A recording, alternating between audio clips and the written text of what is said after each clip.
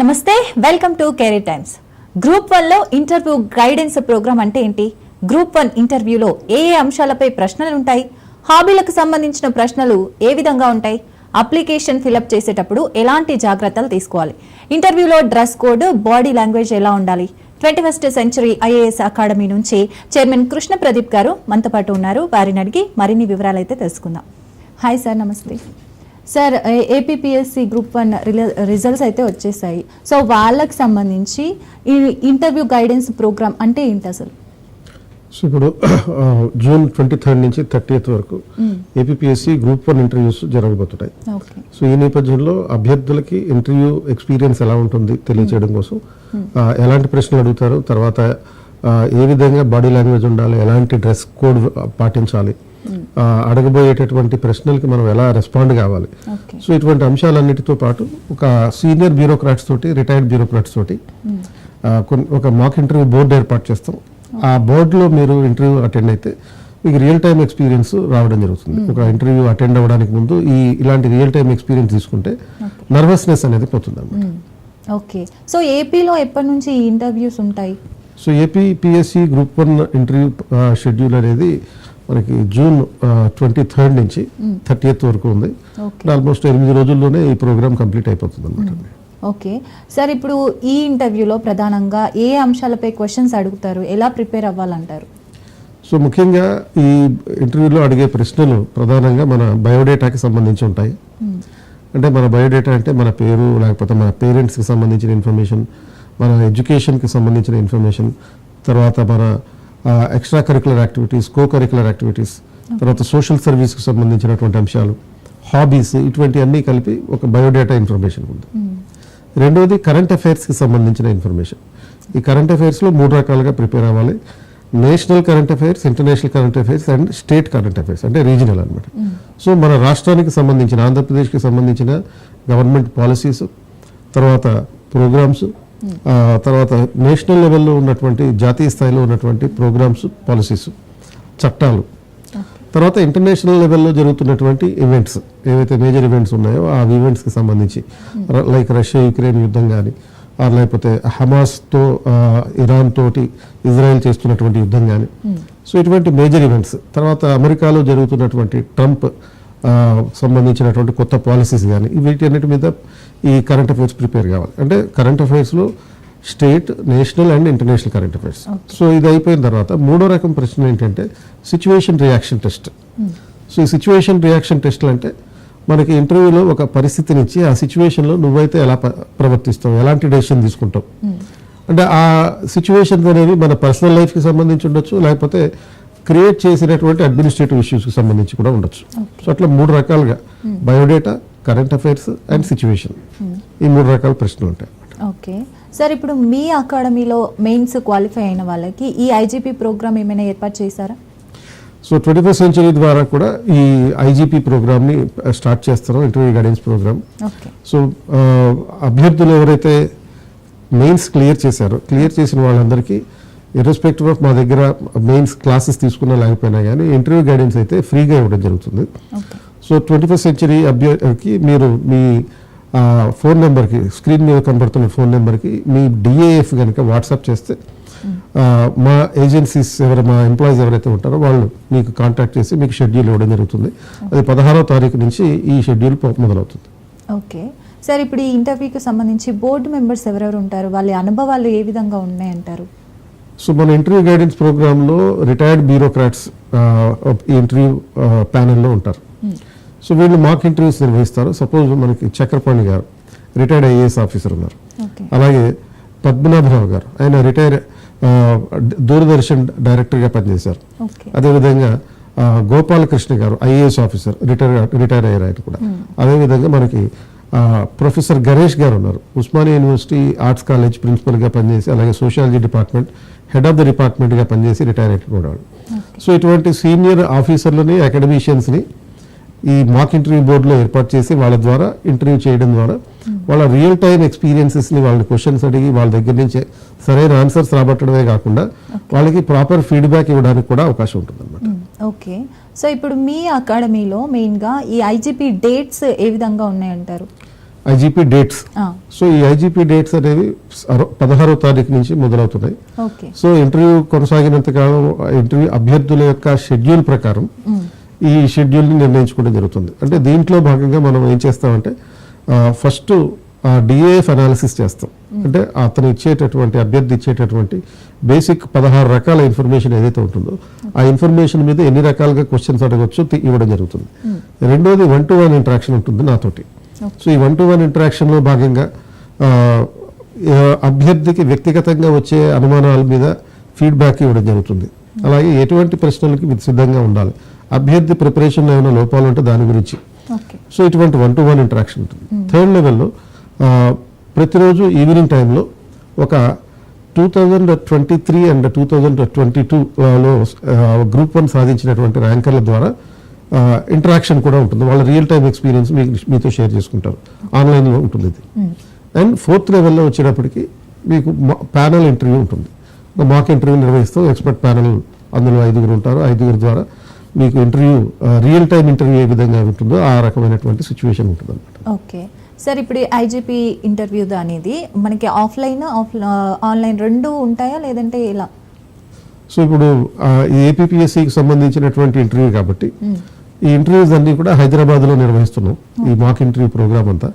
కాబట్టి ఎవరైతే రాలేనటువంటి పరిస్థితి ఉంటుందో రాలేని అభ్యర్థుల కోసం ఆన్లైన్లోనూ ఈ ఇంటర్వ్యూలు నిర్వహిస్తున్నాం, మాక్ ఇంటర్వ్యూస్ నిర్వహిస్తున్నాం. అదేవిధంగా బోర్డ్ రూమ్ ప్యానెల్ కూడా ఉంటుంది. సో ఎవరైతే అభ్యర్థులు యాక్చువల్గా రియల్ టైమ్ ఎక్స్పీరియన్స్ తెలుసుకోవాలనుకునేటటువంటి వాళ్ళు హైదరాబాద్లో ఉన్నటువంటి మా ఇన్స్టిట్యూట్ ఆర్టీసీ క్రాస్ రోడ్లో సంధ్యా థియేటర్ పక్కన 25th సెంచరీ ఐఏఎస్ అకాడమీ ఉంది. అక్కడ మీకు బోర్డ్ రూమ్ ఇంటర్వ్యూ నిర్వహించడం జరుగుతుంది. ఓకే. సో ఈ ఇంటర్వ్యూలో మెయిన్గా హాబీస్కి సంబంధించిన క్వశ్చన్స్ ఏమైనా అడుగుతారా? ఎస్, డెఫినెట్గా ఉంటాయండి. ఎందుకంటే మనకి ఏపీపీఎస్సి పంపించేటటువంటి డాఫ్ అంటే డీటెయిల్డ్ అప్లికేషన్ ఫామ్లో ఈ హాబీస్కి సంబంధించిన కాలం కూడా ఒకటి ఉంటుంది. ఓకే. సో ఈ అభ్యర్థులు హాబీస్ గురించి మెన్షన్ చేసేటప్పుడు చాలా కేర్ఫుల్గా మెన్షన్ చేయాలి. క్యాజువల్గా ఉండకూడదు. క్యాజువల్ అప్రోచ్ తోటి హాబీస్ గురించి మెన్షన్ చేయకూడదు. మీరు హాబీస్ మీద ఖచ్చితంగా క్వశ్చన్స్ ఉంటాయి. కొన్ని సందర్భాల్లో మీకు అరగంట పాటు సపోజ్ ఇంటర్వ్యూ జరిగితే అందులో 20 నిమిషాల పాటు హాబీస్ మీదనే క్వశ్చన్ ఉండే అవకాశం ఉంది. ఓకే. అండ్ సపోజ్ ఇప్పుడు హాబీస్ గురించి మీరు అప్లికేషన్లో మెన్షన్ చేసేటప్పుడు స్పెసిఫిసిటీ మెయింటైన్ చేయాలి. స్పెసిఫిసిటీ అంటే సపోజ్ మీకు సినిమాలు చూడడం ఒక హాబీ అనుకోండి, జస్ట్ వాచింగ్ మూవీస్ అని పెట్టకండి. లేకపోతే మ్యూజిక్ వినడం హాబీ అనుకోండి, లిజనింగ్ మ్యూజిక్ అట్లా పెట్టుకోవచ్చు. మరి ఏం చేయాలి? స్పెసిఫిక్గా మీకు ఏ జోన్రాలో ఉండేటటువంటి సినిమాలు ఇష్టం, ఏ కేటగిరీకి సంబంధించిన మ్యూజిక్ అంటే మీకు ఇష్టం, అది స్పెసిఫై చేయండి. అంటే ఫర్ ఎగ్జాంపుల్ సినిమాలు చూస్తారు, అన్ని సినిమాలు చూడడం. మనం సపోజ్ తెలుగు సినిమాలు చూస్తాం, తెలుగు సినిమాలు చూడడం అది కూడా కొంచెం జనరిక్ టర్మే. తెలుగులో వచ్చేటటువంటి హారర్ సినిమాలు, కామెడీ సినిమాలు, లేకపోతే ఇన్వెస్టిగేటింగ్ థ్రిల్లర్స్, ఇలాంటి సినిమాలు చూస్తాను అని స్పెసిఫై చేయాలి. లేకపోతే సపోజ్ మీరు ఎవరైనా హీరోకి అభిమాని అనుకోండి, వాచింగ్ పవన్ కళ్యాణ్ మూవీస్ అని మెన్షన్ చేయాలి.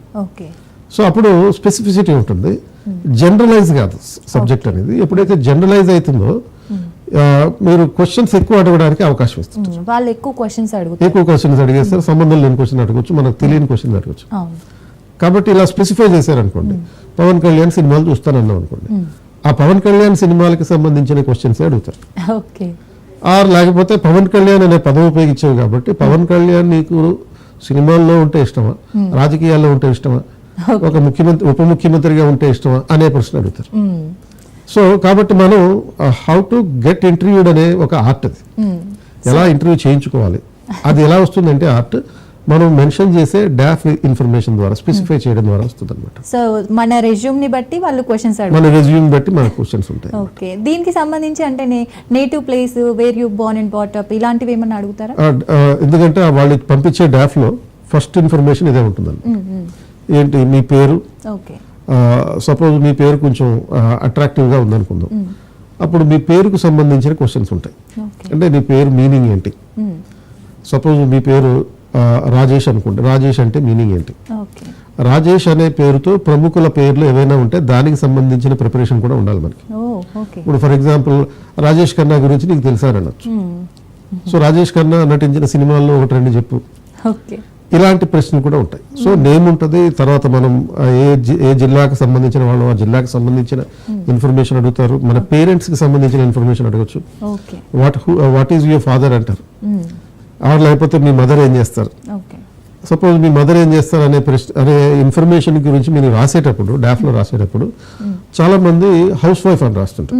హౌస్ వైఫ్ అని రాయడంలో తప్పులేదు, కానీ ఇందాక అనుకున్నట్టుగా బెటర్ లాంగ్వేజ్ మనం డాఫ్లో ప్రజెంట్ చేయాలి. అప్పుడు హౌస్ వైఫ్ బదులుగా హోమ్ మేకర్ అని పెట్టండి.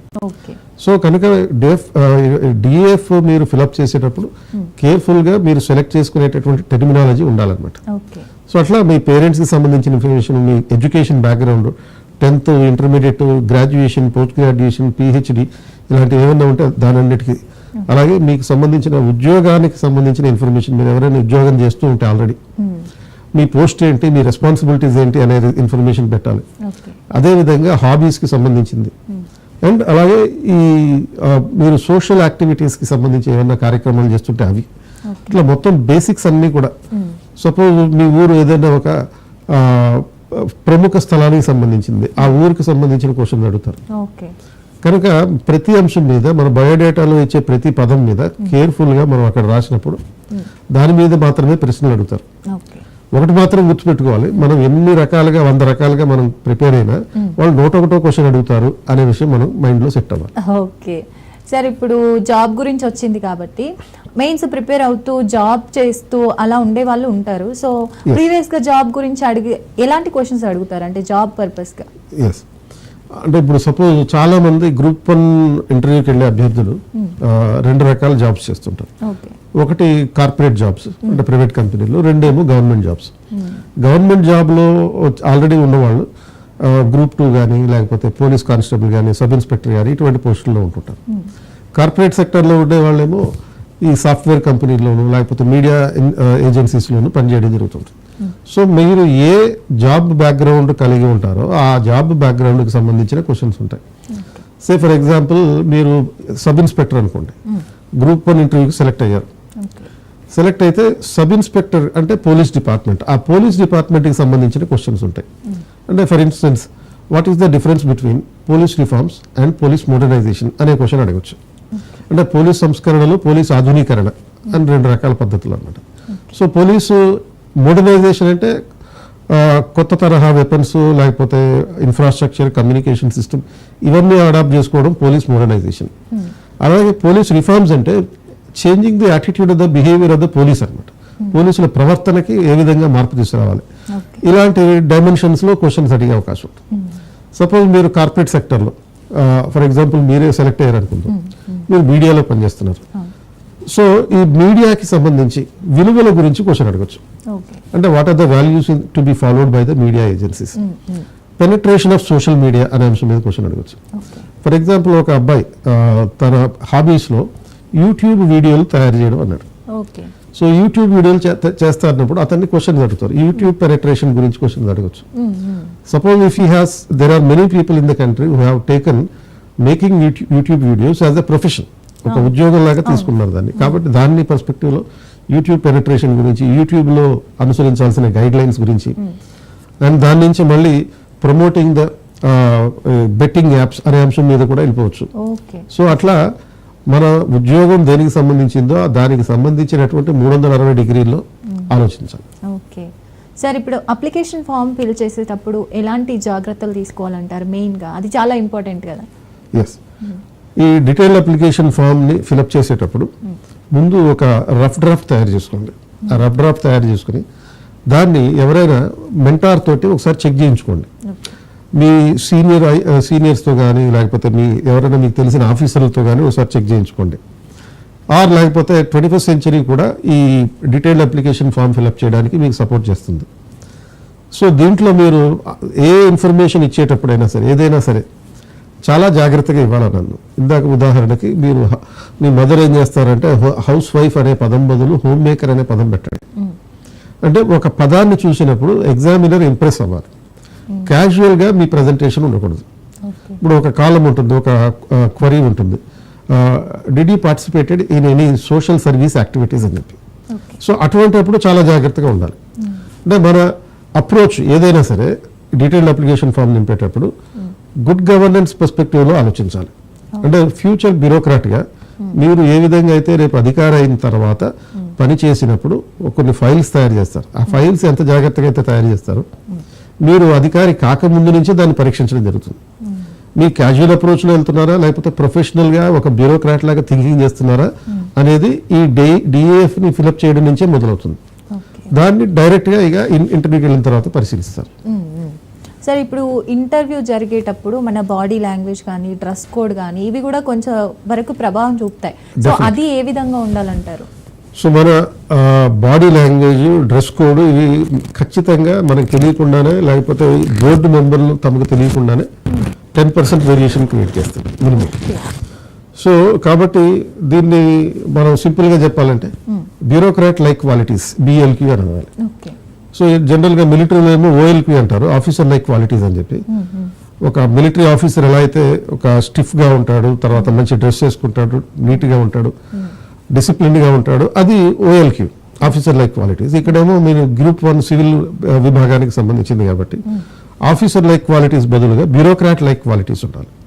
సో ఒక అధికారి, ఒక IAS ఆఫీసర్ లేకపోతే ఒక గ్రూప్ 1 ఆఫీసర్ ఏ విధంగా అయితే తను ఉద్యోగానికి వెళ్ళేటప్పుడు మంచి డ్రెస్ సెన్స్ కలిగి ఉండడం, ఒక క్రమశిక్షణ కలిగి ఉండడం, ఇటువంటి క్వాలిటీస్ మనం ఇంటర్వ్యూలోనూ చూపించాలి. అప్పుడు ఇంప్రెస్ చేస్తారు.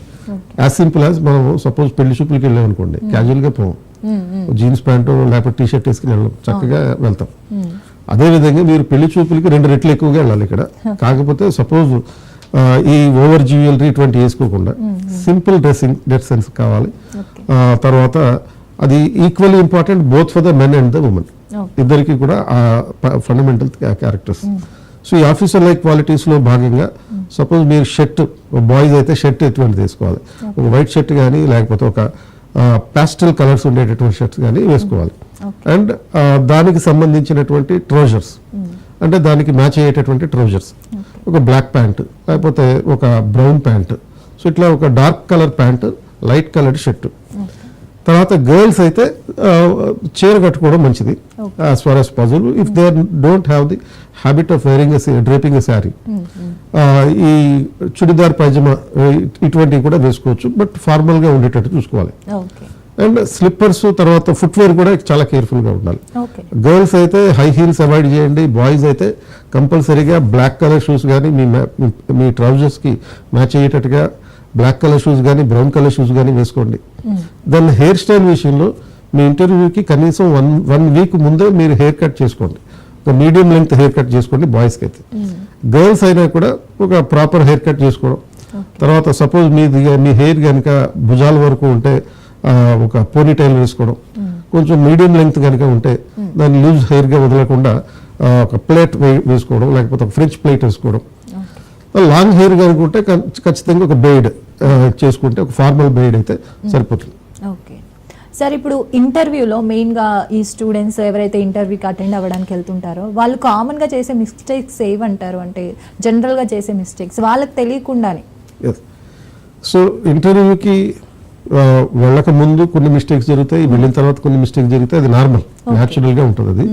కాకపోతే అవి మన ఇంటర్వ్యూని ప్రభావితం చేయకుండా అవాయిడ్ చేయగలిగితే సరిపోతుంది. సంథింగ్ లైక్ ఇంటర్వ్యూకి వెళ్లే ముందు అంటే డాఫ్ అప్లికేషన్ని ఫిలప్ చేసే విషయంలో కొన్ని మిస్టేక్స్ జరుగుతాయి. సో మంచి ఫార్మల్ లాంగ్వేజ్ కాకుండా క్యాజువల్గా ఉపయోగించడం కొన్ని పదాలని. రెండోది, తర్వాత ఇంటర్వ్యూకి వెళ్ళినప్పుడు నర్వస్ ఫీల్ అవ్వాల్సిన అవసరం లేదని అందరూ చెప్తారు, కానీ అది తప్పదు. నర్వస్ ఫీల్ అవ్వాల్సిందే, నర్వస్ ఫీల్ కాకపోతే సీరియస్నెస్ లేనట్టే లెక్క.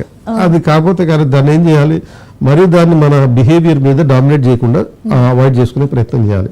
దానికోసం ఏం చేయాలంటే ఇంటర్వ్యూకి వెళ్ళడానికి కనీసం 1 వీక్ ముందు నుంచి మీరు మెడిటేషన్ ప్రాక్టీస్ చేయండి. సో ఆ మెడిటేషన్ ప్రాక్టీస్ చేస్తే నర్వస్నెస్ కొంచెం తగ్గేటటువంటి అవకాశం ఉంటుంది. తర్వాత ఇంటర్వ్యూ హాల్లోకి వెళ్ళిన తర్వాత మీరు రైట్ హ్యాండ్ తోటి డోర్ ఓపెన్ చేయండి.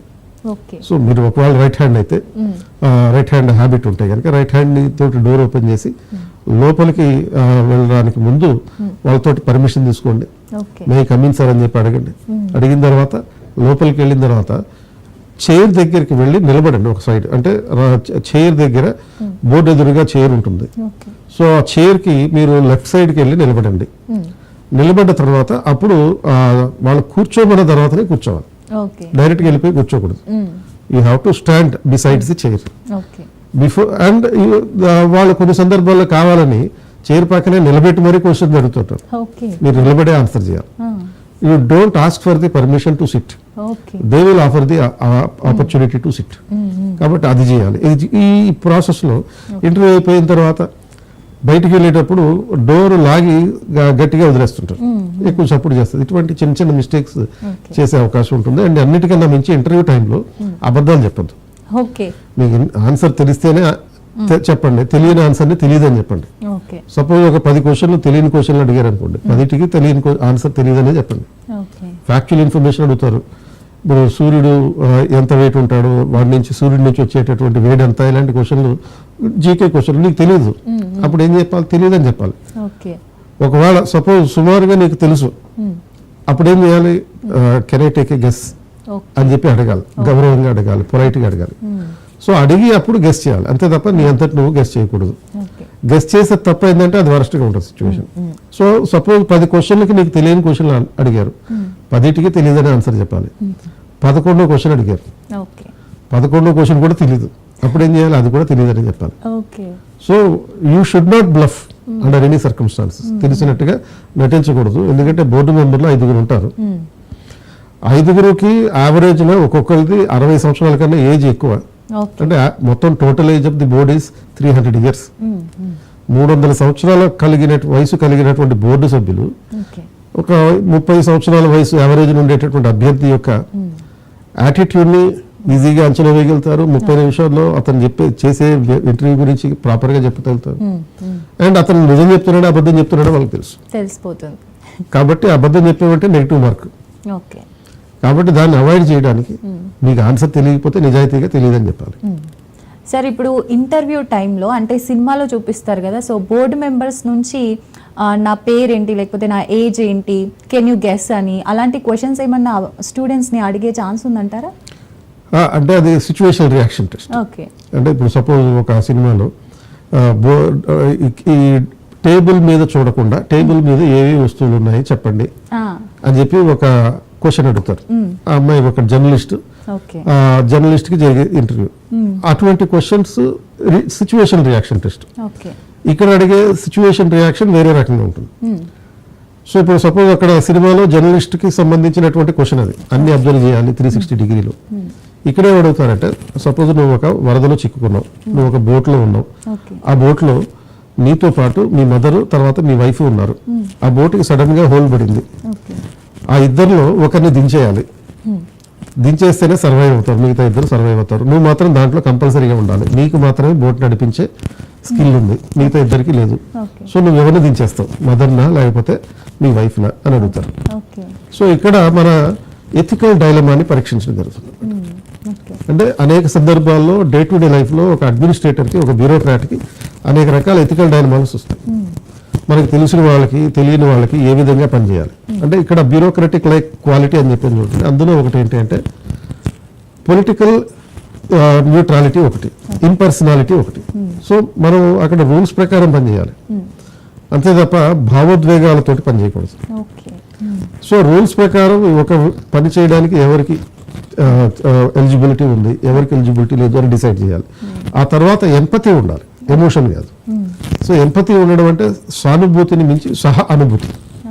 సో ఆ ఎంపతి ఉండడం ఎవరి పట్ల అంటే పేదల పట్ల, బలహీన వర్గాల పట్ల ఈ ఎంపతి కలిగి ఉండాలి. సో ఈ రూల్స్ అండ్ ఎంపతి రెండింటినీ కలిపి పనిచేయాలి.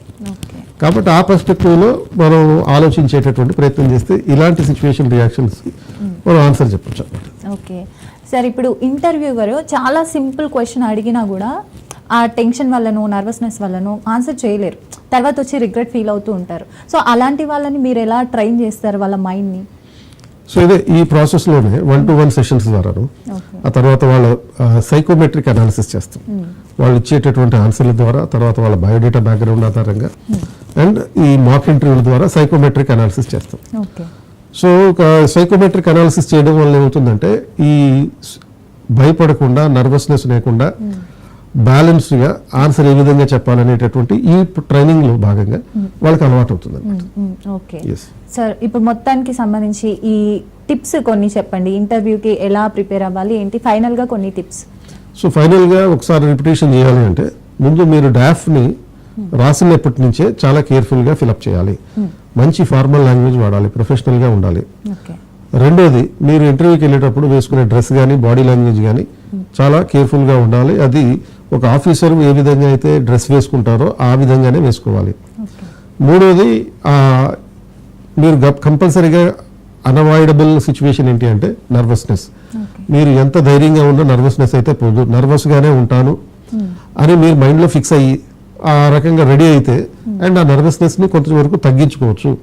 ఇంకో అన్అవాయిడబుల్ సిచ్యువేషన్ ఏంటంటే మీరు 100 క్వశ్చన్లు ప్రిపేర్ అయినా వాళ్ళు 101 క్వశ్చన్ అడుగుతారు. మీరు ప్రిపేర్ అయిన క్వశ్చన్లు అడగకపోవచ్చు. అయినప్పటికీ కూడా మీరు ప్రిపేర్ అవ్వాలి. ప్రిపేర్ అవ్వడం వల్ల మీరు కాన్ఫిడెంట్గా ఉంటారు. వీలైతే మీరు ఇంటర్వ్యూకి వెళ్ళేటప్పుడు చాలామంది మన తెలుగు రాష్ట్రాల అభ్యర్థులకి ఓన్లీ ప్యాంట్ షర్ట్ వేసుకోవడం మాత్రమే అలవాటు. ఎందుకంటే ఇక్కడ ఉన్నటువంటి టోపోగ్రఫిక్ కండిషన్స్ వల్ల శీతోష్ణ స్థితి సక్రమంగా లేకపోవడం వల్ల. కానీ ఇంటర్వ్యూకి వెళ్ళే అభ్యర్థులు మీరు చక్కని టై కట్టుకోండి అండ్ తర్వాత సూట్ వేసుకోవడం మంచిది. సో దీనివల్ల కూడా ఒక మార్కు పెరిగే అవకాశం ఉంటుంది. మీకు అఫ్ కోర్స్ అయితే ఇది కంఫర్టబుల్గా ఉంటేనే చేయండి. అనవసరంగా మీరు ఇవన్నీ వేసుకుని ఇబ్బంది పడే ప్రయత్నం చేయకండి. అండ్ తర్వాత ఈ కనీసం ఒక 2-3 మాక్ ఇంటర్వ్యూలు అటెండ్ అవ్వండి. అప్పుడు మీరు ఇంటర్వ్యూకి వెళ్ళడానికి కావాల్సినటువంటి సర్వ నైపుణ్యాలు మీరు అలవర్చుకోగలుగుతారు. ఓకే సార్, ఇప్పుడు ఇంటర్వ్యూ క్వశ్చన్ 101 క్వశ్చన్ అడుగుతారు అని చెప్తున్నారు కదా. సో అలాంటి క్వశ్చన్స్ అంటే డిఫరెంట్ క్వశ్చన్స్ కానీ చాలా సింపుల్ క్వశ్చన్స్ అలాంటివి ఏమైనా ఉన్నాయా? సో 1-to-1 క్వశ్చన్స్ బోర్డులో అంటారు. బోర్డులో అంటే మీరు కూడా ఊహించనివి ఏమైనా అడిగారా అని చెప్పి? డెఫినెట్గా ఉంటుందండి. ఇప్పుడు సపోజ్ యూపీఎస్సీలో 21st century IAS academy alumni Aman Tiwari అని చెప్పి ఒక ఇంటర్వ్యూకి వెళ్ళాడు. అతనికి ఆల్ ఇండియా 74th ర్యాంక్ వచ్చింది. సో మేము we prepared him with almost 100 questions on each and every topic in his biodata. ఆయన హాబీస్లో ఒకటి షటిల్ బ్యాడ్మింటన్. సో షటిల్ బ్యాడ్మింటన్కి సంబంధించి 100 రకాల ప్రశ్నలు తయారు చేసి ఇచ్చాం. బట్ యూపీఎస్సీలో అడిగిన క్వశ్చన్ ఏంటి అంటే, నువ్వు షటిల్ బ్యాడ్మింటన్ కోర్టులో మొత్తం 3 సెట్స్ కంప్లీట్ అయ్యేటప్పటికి ఎన్ని కిలోమీటర్లు పరిగెడతావు అని అడిగారు. సో ఇది అనూహ్యమైంది, ఎవరు కూడా ఊహించరు. సో అటువంటి ఊహించని క్వశ్చన్స్ కంపల్సరీగా ఉంటాయి. అది మనం ముందే ఊహించుకుని వెళ్తే బెటర్. అనూహ్యమైన ప్రశ్న వస్తాయని ఊహించుకుని వెళ్తే ఆ మైండ్ సెట్ మనం డిస్టర్బ్ కాకుండా కూల్గా ఉండి ఆలోచించడంలో తప్పలేదు. ఒక 10 seconds ఆలోచించవచ్చు, 10 to 15 seconds ఆలోచించవచ్చు. సపోజ్ ఇంకొంచెం క్యాలిక్యులేషన్ చేసుకోవాలనుకోండి ఇటువంటి క్వశ్చన్స్కి. ఇందాక నేను ఒక సిచ్యువేషన్ రియాక్షన్ క్వశ్చన్ చెప్పాను. కొంచెం ఆలోచించుకోవాలనుకోండి, you can ask the permission from the board.